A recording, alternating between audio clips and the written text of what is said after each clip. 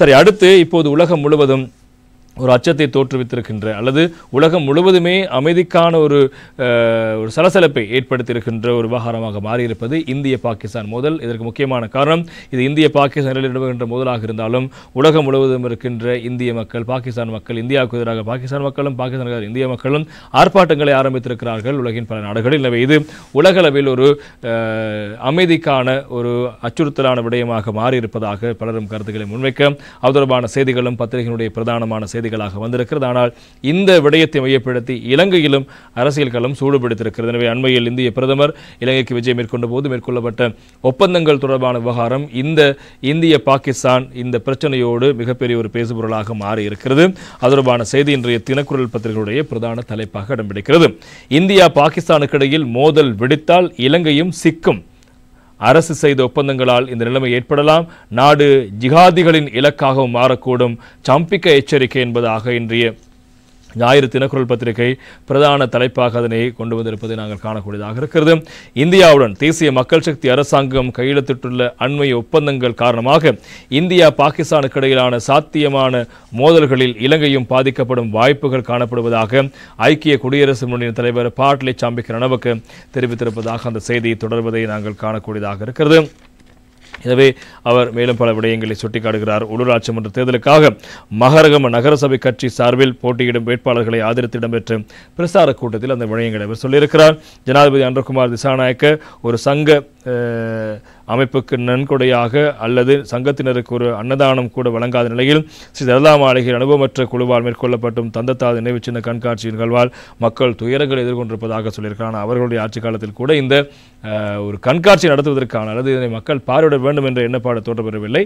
செய்கின்ற போது பல விமர்சனங்கள் வருகின்றது, சாதாரணமான விடயம். எனவே அவ்வாறு இருக்க தற்போதைய அரசாங்கம் கருத்தினால் கோரியபடி உயிர்த்த ஞாயிறு தாக்குதலின் சூத்திரரை கண்டுபிடித்து தண்டிக்க தவறிவிட்டது. ஜேபியின் தேசிய பட்டியல் எம்பியின் தொடர்பான தகவலை அமெரிக்க FBI அறிக்கை வெளிப்படுத்தியிருக்கிறது. வரதக்கது என்பது என்றும், ஆனால் நாட்டின் பாதுகாப்பு செயலாளருக்கு அது குறித்து எதுவும் தெரியாது என்றும் அவர் சில விடயங்களையும் சுட்டிக்காட்டி பேசியிருக்கிறார். மேலும் இந்தியாவுடன் தேசிய மக்கள் சக்தி அரசாங்கம் கையெழுத்திட்ட மோசடி ஒப்பந்தம் காரணமாக இந்தியாவுக்கும் பாகிஸ்தானுக்கும் இடையிலான சாத்தியமான மோதலில் இலங்கை தானாகவே தலையிடும் அபாயம் உள்ளது. இது நாட்டை ஜிகாதி குழுக்களின் இலக்காக மாற்றக்கூடும் என்றும் அவர் தெரிவித்திருக்கிறார். எனவே இதேவேளை இந்திய பிரதமர் நரேந்திர மோடியின் அண்மைய இலங்கை விஜயத்தின் போதும் இலங்கைக்கும் இந்தியாவுக்கும் மேற்கொள்ளப்பட்ட ஒப்பந்தங்கள் தொடர்பில் எதிர்க்கட்சி கடும் குற்றச்சாட்டுகளை முன்வைத்து வருகின்ற விடயங்கள் முக்கியமாக இருப்பதற்கான எதிர்க்கட்சிகள் கூறுகின்ற முக்கியமான விவகாரம் அந்த ஒப்பந்தத்தில் என்ன இருக்கிறது என்பது தொடர்பாக எங்களுக்கு தெரியவில்லை, அதனை பார்லிமெண்டத்தில் கொண்டு வந்து அதனை வெளிப்படுத்த வேண்டும் என்ற கோரிக்கை ஒருபுறம் முன்வைக்க அந்த ஒப்பந்தத்தில் பல விடயங்கள் இருக்கிறது, அது கூடாத விடயம் என்று சொல்கிறார்கள். ஒப்பந்தத்தில் என்ன இருக்கிறது தெரியாவிட்டால் அதில் உள்ள விடயங்கள் எப்படி பாரதூரமாக இருக்கும் என்பது எப்படி தெரியும் என்பது தொடர்பான கேள்வியும் இருக்கிறது.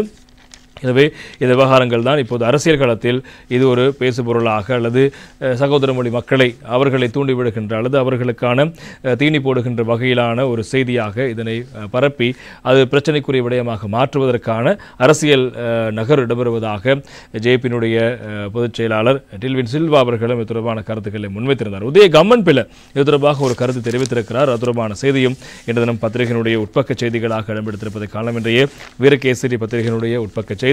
இந்தியாவுடனான எரிபொருள் மின்சக்தி ஒப்பந்தத்திலிருந்து வெளியேற வேண்டும் உதய கம்மன் பிள்ளை கோரிக்கை, ஏனைய ஒப்பந்தங்களை வெளிப்படுத்துமாறு வலியுறுத்தல் என்பதாக செய்திக்கு தலைப்பிடப்படுகிறது.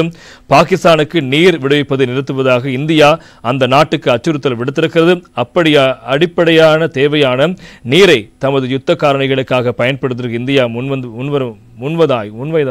முனைவதாயின் எனவே எரிபொருள் மற்றும் மின்சக்தி தொடர்பில் பேச வேண்டியதில்லை. இந்தியா பாகிஸ்தானுக்கு தற்போது விடுக்கும் இந்த அச்சுறுத்தலை அடிப்படையாக கொண்டு இலங்கையானது இந்தியாவுடன் கைச்சாத்திட்டுள்ள எரிபொருள் மற்றும் மின்சக்தி ஒப்பந்தங்களிலிருந்து வெளியேற வேண்டும் என்றும் பிவித்துரு ஹெலவுரை கட்சியினுடைய தலைவர் உதய கம்மன் பிள்ளை தெரிவித்திருக்கின்றார். இந்தியாவின் சூழ்ச்சியில் சிக்கியுள்ள ஜனாதிபதி அன்றகுமார் திசாநாயக்க எதிர்காலத்தில் தேசூரியாக பெயர் பெறுவது உண்மை என்றும் அவர் தெரிவித்திருக்கிறார். எதல்கோட்டை பகுதியில் நேற்று சனிக்கிழமை இடம்பெற்ற ஊடக சந்திப்பில் இந்த விடயங்களை உதய கம்மன் பிள்ளை தெரிவித்திருக்கிறார். முன்னாள் ஜனாதிபதி ரணில் விக்ரமசிங்க 2023 ஆண்டு காலப்பகுதியில் இந்தியாவுக்கு சென்ற போது அங்கு பல ஒப்பந்தங்கள் கையெழுத்திடப்பட்டன. ரணில் மோடி திருட்டு ஒப்பந்தத்தை பகிரங்கப்படுத்த வேண்டும் என்று தேசிய மக்கள் சக்தி மக்கள் விடுதலை முன்னணியும் நாடளாவிய ரீதியில் எதிர்ப்பு போராட்டங்களை முன்னெடுத்தன. எனவே இந்தியாவுக்கு எதிரான நிலைப்பாட்டை கொண்டிருந்த மக்கள் விடுதலை முன்னணி அரசாங்கம் இந்தியாவுடன் 7 ஒப்பந்தங்களை கைச்சாத்திட்டு 3 வாரங்கள் நிறைவடைந்திருக்கிற நிலையிலும் இதுவரையில் ஒப்பந்தங்களில் உள்ளடக்கங்களை வெளிப்படுத்தவில்லை. பார்லிமெண்ட் கூட சமர்ப்பிக்கப்படவில்லை. பாரிய சர்ச்சை ஏற்படுத்திய இலங்கை இந்திய ஒப்பந்தம் 1987 ஆண்டு கைச்சாத்திடப்பட்டு 3 நாட்களில் பார்லிமெண்ட் சமர்ப்பிக்கப்பட்டது.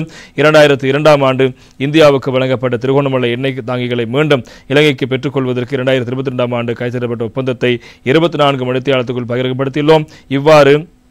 இவ்வாறான வரலாறு காணப்படும் நிலையில் இந்த அரசாங்கம் இந்தியாவுடன் கைச்சாத்திட்ட ஒப்பந்தங்களை ஏன் ரகசியமாக வைத்திருக்க வேண்டும்? அவ்வாறாக இந்த ஒப்பந்தத்தில் ஏதேனும் மோதல் இருக்கும் என்ற சந்தேகம் இருக்கிறது என்பதாக அவர் தெரிவித்திருக்கிறார். எனவே இந்த எரிபொருள் ஒப்பந்தமானது சில வேளை இதனை நாங்கள் இந்தியாவின் மதுரையிலிருந்து இங்கே மன்னாருக்கும் மன்னாரிலிருந்து மதுரைக்குமான ஒரு எரிபொருள் பரிமாற்றல் தொடர்பான திட்டம் முன்னெடுக்கப்பட போகிறது. எனவே இலங்கைக்கும் இந்த பிரச்சனையூடாக பாகிஸ்தானுக்கான நீரை நிறுத்துகின்ற இந்தியா இலங்கைக்கு இவ்வாறு செய்துவிடும் என்பதாக உதய கம்மன்பிள்ளை அவர்கள் தெரிவித்திருக்கிறார் என்பதும் இங்கே முக்கியமான விவகாரமாக இருக்கிறது.